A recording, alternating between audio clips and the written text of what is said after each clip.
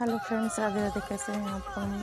उम्मीद है कि स्वस्थ होंगे, मस्त होंगे। आप लोग देख सकते हैं हमारे यहाँ ज्योतिया माता की पूजा हो रही है और हमारे यहाँ नारा पर बैठकर अच्छे से विधि विधान से पूजा पाठ होता है। पूरे गांव के औरतें, मोहल्ले की औरतें मिलकर पूजा करती हैं एक साथ जुट होकर। आप लोग के यहाँ कैसे होती है? आप लोग प्लीज़ कमेंट करके बताएं।